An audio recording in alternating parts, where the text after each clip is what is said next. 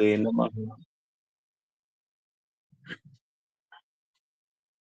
श्रीचैतन्य मनोभीष्टं स्थापितं येन भूतले स्वयं रूपा कदा मह्यं ददाति स्वपदान्तिकम्। वन्देऽहं श्रीगुरो श्रीयुतपदकमलं श्रीगुरून् वैष्णवान् च श्रीरूपं साग्रजातं सगण रघुनाथान्वितं तं सजीवं साद्वैतं सावधूतं परिजनसहितं कृष्ण चैतन्य देवम् श्री राधा कृष्ण पदान् सगण ललिता श्री विशाखान्वितं च।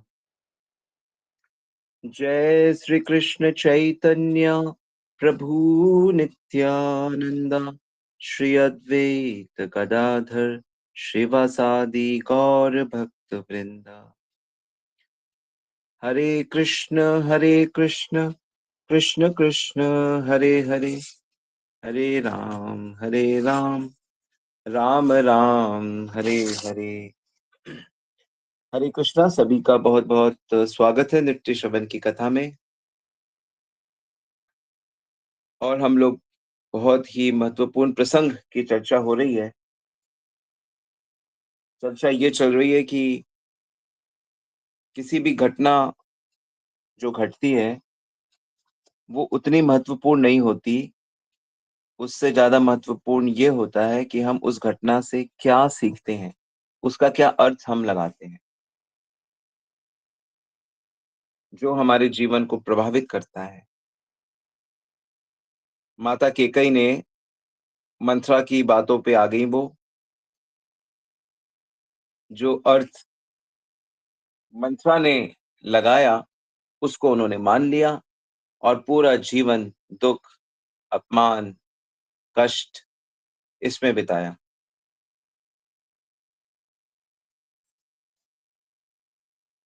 तो इसी प्रसंग को हम लोग चर्चा कर रहे हैं, भगवान शंकर और सती का, राम जी की कथा किस भाव से दोनों सुनते हैं इस पर।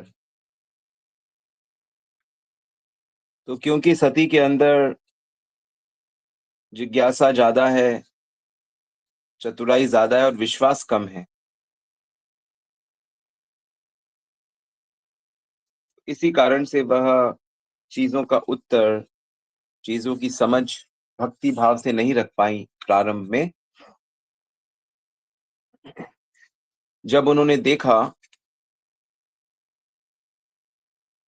कि भगवान राम की जो लीला चल रही है वो लीला है, वो इस बात को नहीं समझ पाई कि भगवान राम एक लीला कर रहे हैं।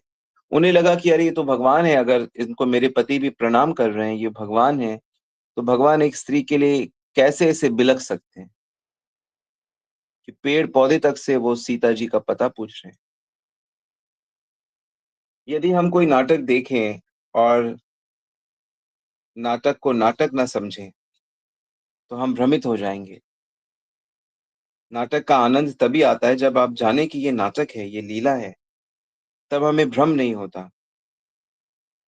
तो यदि सती जी ने कथा ठीक से सुनी होती तो वो समझ जाती कि राम जी की लीला है, पर उन्होंने कथा तो ध्यान से सुनी नहीं, क्योंकि उनका तो विश्वास अगस्त जी पे हुआ ही नहीं। उनको तो ये लगा कि मैं अगस्त जी से ज्यादा बुद्धिमान हूँ, क्योंकि वो मुझे इतना सम्मान दे रहे हैं, मेरी पूजा कर रहे हैं। तो इसलिए जब भी हम किसी से कथा सुनते हैं तो सबसे पहले हमें उनके प्रति बहुत ही रिस्पेक्टफुल होना पड़ता है।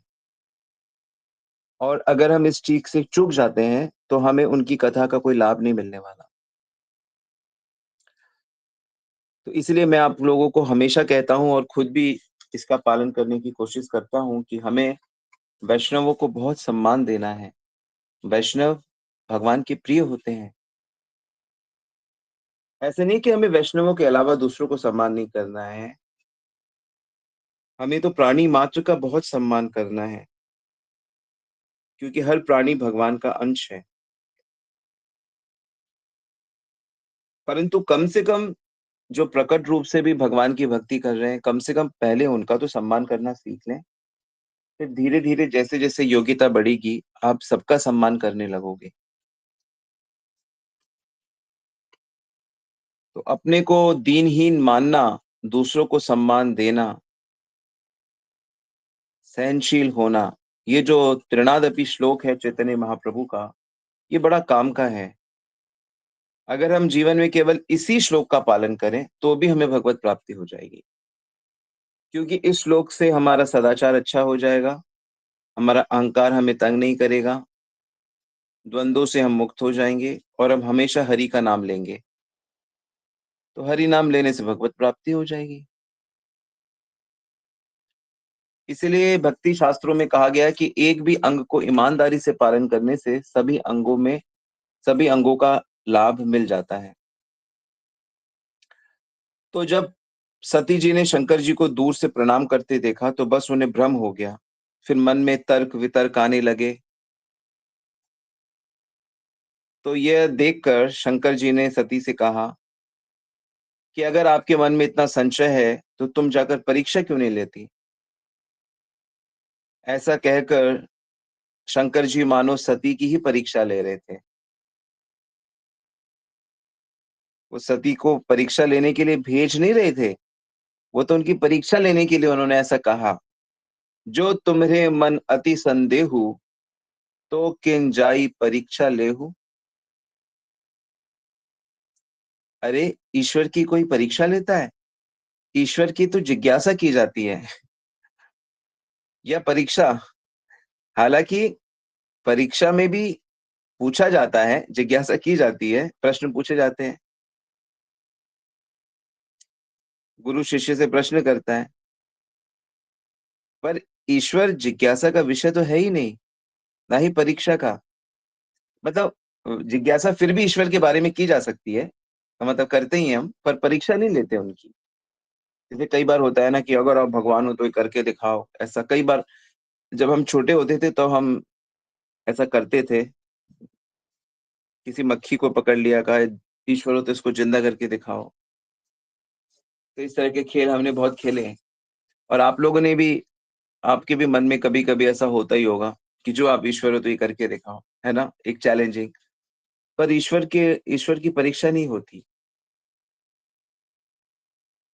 तो विचित्र सी बात है जिज्ञासा, जो जिज्ञासा का प्रतीक है सती, वो ईश्वर की परीक्षा लेने को तैयार हो जाती है। तो जब वो परीक्षा लेने जाती है, तो शंकर जी घबरा जाते हैं। विचार करने लगते हैं कि सती का अहंकार कितना बढ़ गया है। वह भगवान की परीक्षा लेना चाहती है और ये सोचकर उन्होंने अपना विरोध भी प्रकट किया। तो सती जी कहती हैं कि आप भी मेरे साथ चलो। वो कहती है आप भी मेरे साथ चलो परीक्षा लेने। तो शंकर जी कहते हैं ना बाबा ना, मैं यहीं बैठा हुआ हूँ। मेरे अंदर इतनी योग्यता नहीं है कि मैं ईश्वर की परीक्षा लूँ। तुम परीक्षा लेकर आओ। फिर क्या होता है, सती जी जब राम जी के पास पहुँचती हैं, तो वो ना सीता का वेश धारण कर लेती हैं और उस समय राम जी पूरी तरह से सीता के वियोग में होते हैं। वो तो हर किसी से पूछ रहे थे सीता का पता, क्योंकि सीता जी रावण हर के ले गया था उन्हें। और सती जी को सीता के वेश में देखते ही भगवान राम क्या करते हैं, हाथ जोड़कर प्रणाम करते हैं। जोरी पानी प्रभु कीन्ह प्रणामु। जोरी पानी हाथ जोड़कर प्रभु भगवान राम कीन्ह प्रणामु प्रणाम करते हैं। देखो सीता के रूप में और भगवान उन्हीं के लिए छटपटा रहे हैं। भगवान का तात्पर्य था कि देखो भई, आप यदि कोई जिज्ञासा लेकर आती, तो आप प्रणाम करती, लेकिन आप तो परीक्षा लेने आई हो। मैं विद्यार्थी हो गया ना, तो मैं ही आपको प्रणाम किए देता हूँ। गुरु को तो प्रणाम करना चाहिए। तो भगवान उसको प्रणाम कर देते हैं। तद्विद्धि प्रणिपातेन परिप्रश्नेन सेवया। भाई गुरु के तो प्रणाम करना चाहिए। सती को भगवान प्रणाम करते हैं। सती तो घबरा जाती है, अरे ये क्या हो गया? उन्होंने तो ऐसा सोचा नहीं था कि ऐसा भी हो सकता है। भगवान पूछते हैं कैसी हो आप शिव जी के बिना कैसे यहाँ घूम रही हो? प्रभु कहाँ है? वो कहती कि बस मैं तो ऐसे ही आ गई थी आपको प्रणाम करने। और बाकी जाकर जब शिव जी पूछते हैं, हाँ भाई, परीक्षा ली? कहती नहीं, कोई परीक्षा नहीं ली, मैंने तो प्रणाम कर दिया जैसे आप कह रहे थे। तो शंकर जी से झूठ बोल दी थी, जबकि जानती हैं कि शंकर जी अंतर्यामी हैं। लेकिन उनसे एक गलती हो जाती है। और उसके बाद क्या होता है? उसके बाद शिव जी समाधि में चले जाते हैं। कथा का तत्व क्या है? क्या समझना है? शिव जी को ऐसा लगता है कि मैंने विवाह करके गलती कर दी। ये सती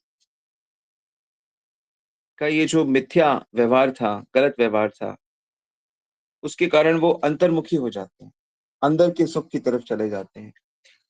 उनको बाहर वैसे देखने की कोई आवश्यकता नहीं है, उन्हें कोई पत्नी की आवश्यकता नहीं, वो वैसे ही अप्त काम है, पूर्ण काम है।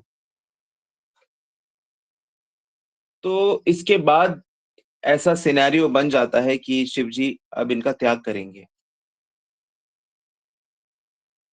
विश्वास ऐसी जिज्ञासा को स्वीकार नहीं करता जिसमें कपट है, जिसमें अहंकार है, जिसमें असत्य है।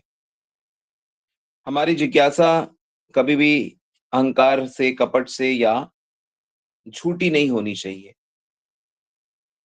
और उसके बाद आपको पता है, सती दक्ष यज्ञ में जाती हैं और वहां पे अपना ही दाह संस्कार, मतलब अपने को ही अग्नि में भस्म कर लेती हैं। तो उसके बाद शिव जी तो पूरी तरीके से अंतर्मुखी हो जाते हैं। अब उनकी कोई पत्नी नहीं होती है और वो पूरी तरह से समाधि में लग जाते हैं। और इसका फायदा दैत्य लोग उठाते हैं। कैसे उठाते? कि तारकासुर नाम का जो एक दैत्य था, वो सारे संसार को जीतना चाहता था। तो उसने कठोर ब्रह्मा जी की तपस्या करी और उसने उनसे उनसे वरदान मांगा कि मुझे कोई हरा ना सके, इन तीनों लोकों में मुझे कोई ना हरा सके। बोला ठीक है, नहीं हरा सकेगा, और मैं अमर हो जाऊं। तो कहा कि देखो भाई, अमरता का वरदान नहीं दिया जा सकता। भगवान ब्रह्मा जी ने कहा, मैं ही अमर नहीं हूं, मैं अमरता का वरदान आपको कोई नहीं दे सकता। बोला ठीक है, अमरता का वरदान नहीं तो मैं शिव जी के शरीर से उत्पन्न जो पुत्र है उसी के द्वारा मरूं। एक तो मुझे कोई हरा ना सके, और अगर मरना भी है मुझे तो उनके पुत्र के हाथों मरूं। तो उसको पता लग गया था कि शिव जी को तो बाहर किसी चीज की जरूरत है नहीं, वो विवाह तो करेंगे नहीं, विवाह करेंगे नहीं, संतान नहीं होगी, संतान नहीं होगी तो मैं मरूंगा नहीं। विवाह कौन व्यक्ति करता है? विवाह वही करता है जिसके मन में बाहर सुख की वासना होती है। और जिसे विवाह के आकर्षण का अनुभव होता ही नहीं, जो समाधि में है, वो विवाह क्यों करेगा? तो बड़ी अच्छी खासी योजना बनाई तारकासुर ने, और वो इसमें लगभग सफल भी हो गया था। तो देवताओं को बड़ी दिक्कत होने लगी, क्योंकि वो तो हार गए थे, स्वर्ग से च्युत हो गए थे, सब उल्टा पुल्ट हो गया था। कि कैसे करके हम शिव जी को इसके लिए कन्विंस करें कि वह विवाह करें।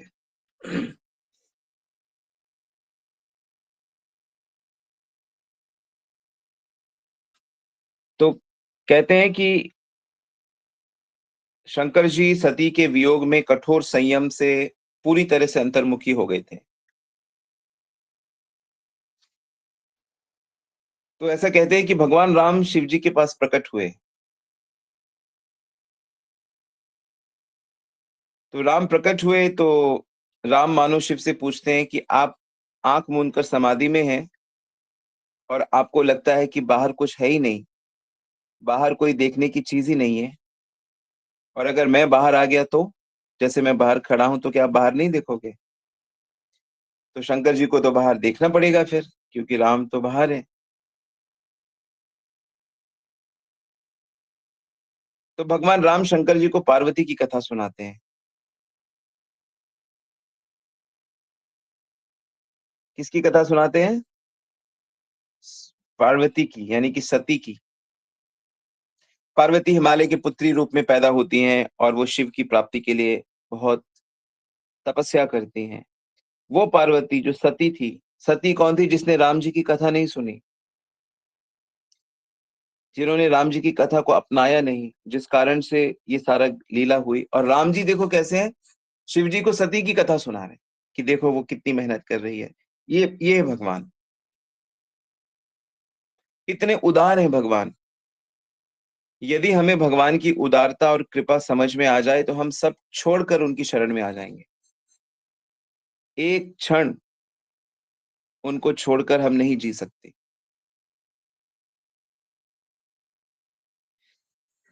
तो राम जी कहते हैं कि मैं एक याचना लेके आया हूं कि आप विवाह कर लीजिए। शंकर जी तो इस मूड में बिल्कुल नहीं थे, लेकिन क्योंकि भगवान कह रहे थे तो भगवान की तो आज्ञा वो मानेंगे।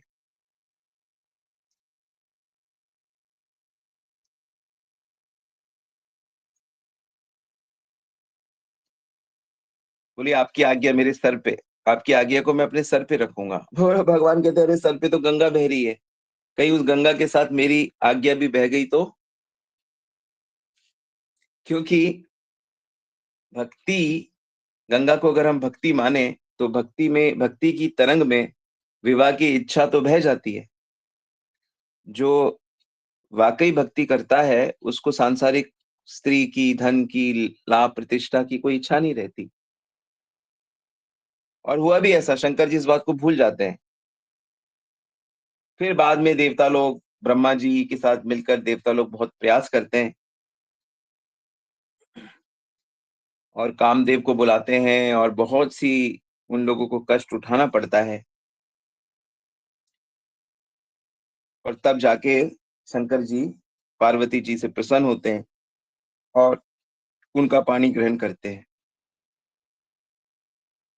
तो लोक कल्याण के लिए वो बाहर दृष्टि डालने के लिए स्वीकार करते हैं विवाह को, ताकि संसार की जो समस्या थी तारकासुर के रूप में, उससे समाधान मिले।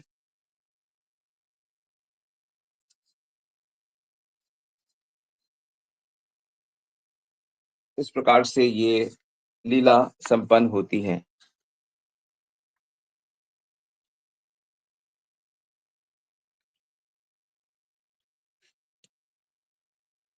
तो ये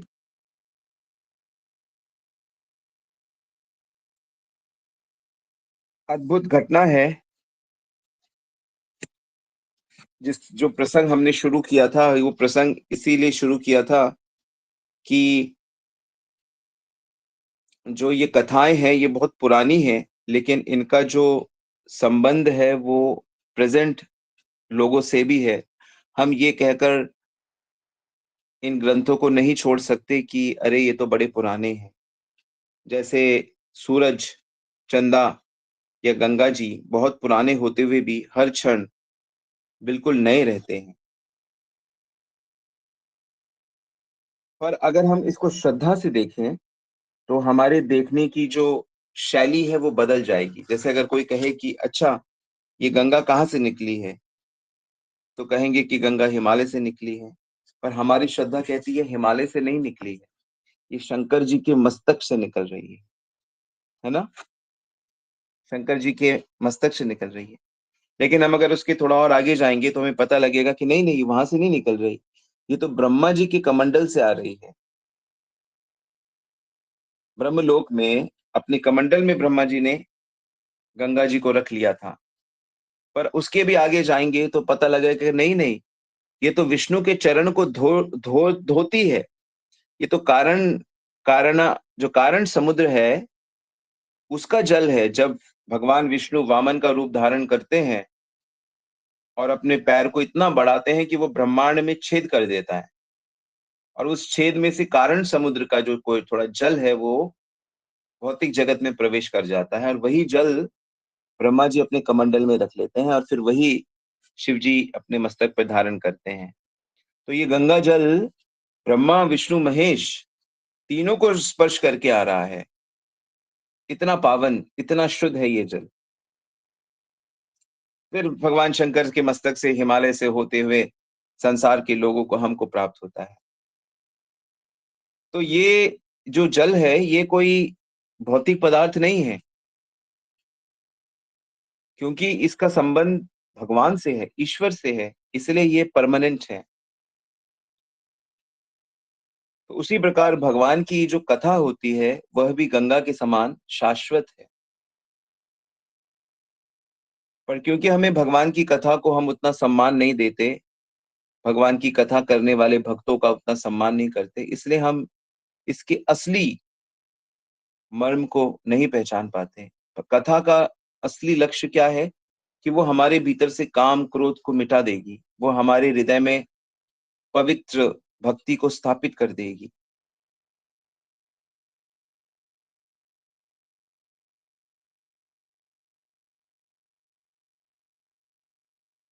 तो इस भाव से हमें कथा को देखना चाहिए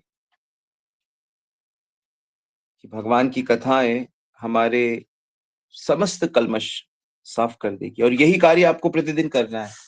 प्रतिदिन भगवान के बारे में जानना है, साधुओं के बारे में जानना है, भक्तों के बारे में जानना है, भक्ति को जानना है, माया को जानना है, जगत को, समय को, काल को, सब चीजों को जानना है आपने अच्छे से, और उसके अनुसार भक्ति को चुनना है, ईश्वर को चुनना है, जीवन के लक्ष्य को समझना है और उसकी प्राप्ति की चेष्टा करनी है।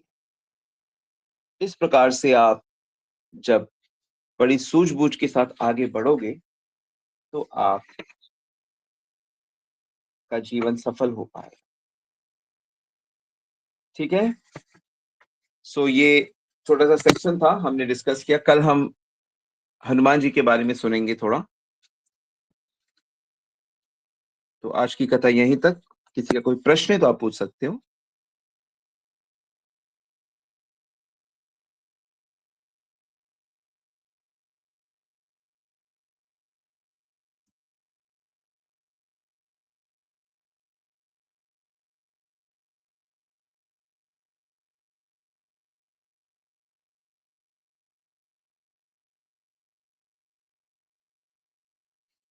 ओके, यहाँ पे प्रश्न है, माया और भक्ति क्या है? देखो, भगवान की तीन शक्तियां मुख्य होती हैं। एक होती है आध्यात्मिक शक्ति, अंतरंग शक्ति, जो प्रेम प्रेम रस होता है उसमें। और एक होती है वो भगवान के निकट रहती है। और एक होती है ऐसी शक्ति जो भगवान से दूर रखती है, उसको माया शक्ति बोलते हैं, जड़ शक्ति बोलते हैं। और एक होती है तटस्थ शक्ति, जो हम होते हैं, हम सारे जीव, सभी आत्माएं। तो हम जब माया के शक्ति के प्रभाव में चले जाते हैं तो हम भगवान को भूलते हैं और दुखी होते हैं। और जब हम वहां से अंतरंग शक्ति को चुनते हैं भक्ति करके, तो हम भगवान के प्रेम में आ जाते हैं और भगवत प्राप्ति हमें हो जाती है। तो ये जो हरे कृष्ण महामंत्र का जप है और श्रवण कीर्तन है, इससे हम हमारी समझ पक्की होती है कि नहीं, हमें भक्ति करनी चाहिए। और भक्ति करते हुए फिर हम माया से बच जाते हैं। ठीक है। ओके, यहाँ पे एक प्रश्न है, अगर घर में कोई चरित्रहीन स्त्री है तो हम कैसे डील करें? तो देखिए, आजकल तो किसी का चरित्र ठीक नहीं है। चरित्र का बल, सब कमजोर है चरित्र में। किसी के मन मन ठीक नहीं है, किसी की वाणी ठीक नहीं है, किसी के आचरण ठीक नहीं है, और किसी के कर्म ठीक नहीं है। तो अगर किसी कोई व्यक्ति, घर में कोई भी मेंबर है या संबंध में कोई भी व्यक्ति जिसका ठीक नहीं है, तो उसके साथ ज्यादा अ, मित्रता नहीं करनी चाहिए, क्योंकि वो आपको भी भटका सकता है। पहली बात तो ये है। दूसरी बात ये है कि अगर कोई अपने ही परिवार का है तो उसको समझाना चाहिए। उसके समझाना किसे चाहिए? बड़ों को समझाना चाहिए, भगवान के विषय में बताना चाहिए। क्योंकि मनुष्य जैसा कर्म करेगा उसको वैसा फल मिलेगा। ऐसा हो नहीं सकता कि वो बीज बबूल का और फिर आम कहाँ से हो। तो कभी कभी क्या होता है कि माया के जगत में गलत संस्कार, गलत वातावरण मिलने के कारण मनुष्य बहक जाता है, नशा करने लगता है, जुआ खेलने लगता है, गाली देने लगता है, गंदी-गंदी चीज़ें के स उसमें आ जाता है, तो उसको सुधरने का मौका मिलना चाहिए। घर के बड़ों का ये कर्तव्य होता है कि वो अपने छोटों जो लोग हैं, वो गलतियाँ करते ही हैं, उनको सही रास्ता दिखाए, उनको बार-बार मौका देता रहे। हाँ, अगर वो बहुत ही विरुद्ध और हठी हो जाएँ, तो फिर तो सुनेंगे नहीं ख़ैर वो, पर उनके लिए प्रे करना चाहिए और उनको समझाने की कोशिश करनी चाहिए।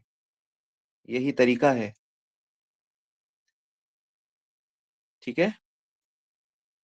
ओके, एक और प्रश्न है, आपने कहा कि स्वयं को दीनहीन समझना चाहिए, लेकिन ऐसा करने से तो हम नेगेटिव मोड में जाने लगते हैं प्रभु जी।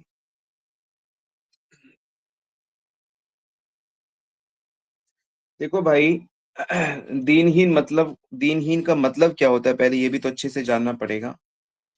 दीनहीन का मतलब होता है कि हम हमारा सेवा का भाव है और हम आपका सम्मान करते हैं क्योंकि आप भगवान के अंश हो। आप भगवान के भक्त हो, अगर भक्ति कर रहे हैं तो, और नहीं भी हैं तो, पर अपना जो भाव है, सेवा का भाव, उसको बचा के रखना होता है। तो जब तक आप अपने को इस तरह नहीं देखोगे, तो आप सेवा कैसे करोगे? तो ये उस संदर्भ में कहा गया है। और भक्तों के बीच में ऐसे ही रहा जाता है।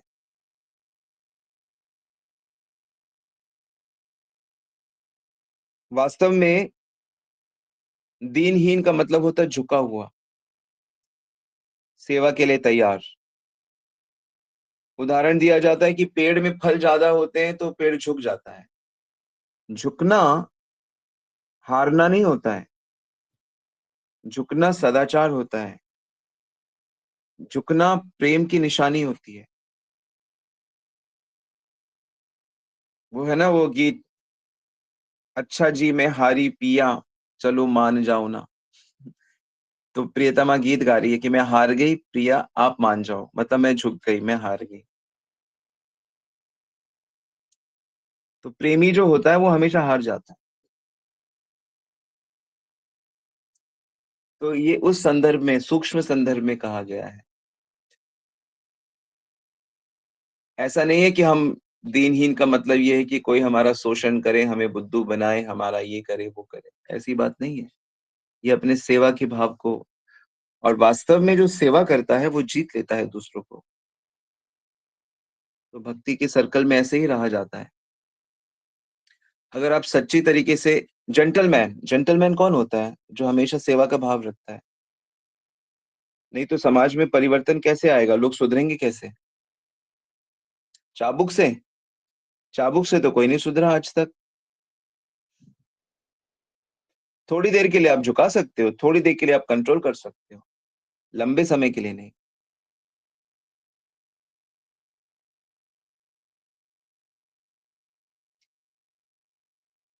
ओके? एक प्रश्न है, भगवान का चरणामृत प्रतिदिन पीने से क्या होगा? भगवान का चरणामृत तो भक्ति अमृत है ना, भक्ति आएगी, भक्ति से भगवान मिलेंगे, चरम मृत्यु को पार कर जाओगे। विष्णु पदक्वत्वा कृत्वा पुनर्जन्म न विद्यते। चरणामृत पीने से पुनर्जन्म नहीं होता, पर मतलब वो पीने के बाद फिर भक्ति करनी पड़ेगी। तो इस मंत्र के साथ ही चरणामृत दिया भी जाता है और लिया भी जाता है। तो भक्ति बहुत ज़रूरी है, भक्ति करो अच्छे से, प्रतिदिन प्रभु का नाम लो, कृष्ण का नाम लो, राधा का नाम लो। हरे कृष्णा मतलब हरे मतलब राधा। न सिर्फ राधा, बल्कि राधा के साथ जितनी भी शक्तियाँ हैं, दुर्गा, लक्ष्मी, सरस्वती, कात्यायनी, जितनी भी देवियाँ, सारी शक्तियाँ, हरा हरा बोलने का ब्यूटी ये है कि उसमें सभी शक्तियाँ आ जाती हैं। और कृष्ण बोलने से सभी उनके अवतार और सभी देव सब सब आ जाते हैं। सम्यक, इसीलिए कलयुग में हरे कृष्ण महामंत्र को सबसे ज़्यादा सहायक बताया गया है। हर दिन हरे कृष्ण मंत्र जपो और जीवन परफेक्ट करो। एक और प्रश्न, प्रभु जी, तो क्या भगवान हमें माया से दूर करके खुद पास क्यों नहीं ले जाते हैं, माया से कैसे देखो भगवान, ऐसा नहीं कि भगवान हमें नहीं ले जाना चाहते, भगवान ले जाना चाहते हैं, लेकिन हम जाना नहीं चाहते। जैसे किसी भी काम को करने के लिए, फॉर एग्जाम्पल, किसी भी काम को करने के लिए एक योग्यता चाहिए ना। आप कहोगे कि सरकार सीधा हमको नौकरी में क्यों नहीं रख लेती, क्यों स्कूल भेजती है, क्यों कॉम्पिटिटिव एग्जाम ऑर्गेनाइज कराती है, सीधा क्यों नहीं ले लेती, डायरेक्ट एंट्री क्यों ना ले। आईएएस का एग्जाम इतना टफ किया हुआ है, आईआईटी का एग्जाम इतना टफ क्यों किया हुआ है। तो भगवान से प्रेम करने के लिए, भगवान के साथ रहने के लिए जो इमोशन चाहिए, जो इमोशन समझ रहे हो, भाव प्रेम चाहिए, तो वो प्रेम एक असली वाला होना चाहिए ना। तो जितनी अपोजिशन आएगी कि प्रेम नहीं कर सकते, नहीं कर सकते, कई चीजें जो आपके प्रेम को अ, बहका रही है, तो वो माया ये काम करती है। माया क्या करती है, आपके प्रेम का टेस्ट लेती है वास्तव में। तो आप उन्हीं चीजों में रमण करने लगते हो। तो वास्तव में एक तरीके से देखा जाए तो माया अच्छी नहीं है, पर एक तरीके से देखा जाए तो ये परीक्षा है वास्तव में। दोनों तरफ से अगर आप देखोगे तो माया हमको कष्ट भी देती है कि भाई देखो भगवान को छोड़ा तो कष्ट हो रहा है ना, हो रहा आपको। माया के जो डंडे हैं वो खा रहे, अरे बाप रे कितना कष्ट है, चलो भगवान की तरफ मुड़ो। तो उस एंगल से भी कितने लोग हैं जो माया के डंडों से भगवान की तरफ मुड़ गए। और हमने तो यही सीखा है कि माया एक माँ है, माँ दुर्गा ही तो है, उन्हीं की तो शक्ति है। तो माँ हमें एक परीक्षा रख रही है कि बेटा चलो देखता हूँ, देखती हूँ कि तुम इस परीक्षा को पास करते हो कि नहीं करते। मैं तुम्हें प्रलोभन देती हूँ, प्रलोभन से मोहित मत हो, और कृष्ण को पकड़ के रखो, चाहे मैं जितना प्रलोभन दूं। जब नचिकेता की कथा आती है बड़ी अच्छी, वो यमराज के द्वार पे बैठे होते हैं, तो यमराज जी उनको 3 वरदान देते हैं। तो नचिकेता, पहले तो वो एक यज्ञ के बारे में जानना चाहते थे, और वो अपने एक वरदान उन्होंने मांगा होता है कि मेरे पिता नाराज ना हो मुझसे। और तीसरा वरदान है कि मैं जानना चाहता हूँ कि मृत्यु के बाद क्या होता है, जीवन का असली असली जीवन क्या है। तो कहते हैं मैं ये सब नहीं बता सकता तुम्हें। बहुत प्रलोभन देते हैं उसको, हर तरह की सुविधा देते हैं, हर तरह का चीज ऑफर करते हैं कि तुम्हें मैं राजा बना दूंगा इतने लंबे समय के लिए। पर वो नचिकेता मानता नहीं है, कहता नहीं नहीं, मुझे तो बस अपने प्रश्न का उत्तर चाहिए। तो यमराज जी बहुत खुश होते हैं कि ये प्रलोभनों को जीत गया, अब ये योग्य है उस चीज को जानने के लिए। या इमं पुष्पिताम वाचाम प्रवद्यन्ते विपश्चिता, वेदवाद रता पार्था नान्य नत्सिति वादीना। जो संसार के सुख और संसार की छोटी छोटी चीजों में ही जो अट्रैक्ट हो जाता है, फिर वो भगवान को कैसे जानेगा। तो जब वो उन चीजों को हम जीत जाते हैं, भौतिक सुख का त्याग कर देते हैं, तो हम आध्यात्मिकता में जा सकते हैं। तो ये जो आप श्रवण कर रहे हो, कीर्तन कर रहे हो, इससे आपकी बुद्धि ठीक हो रही है, फिर आप पक्के हो जाओगे भगवान की तरफ चलने में। तो माया अच्छी है, माया बुरी नहीं है। समझ में आया।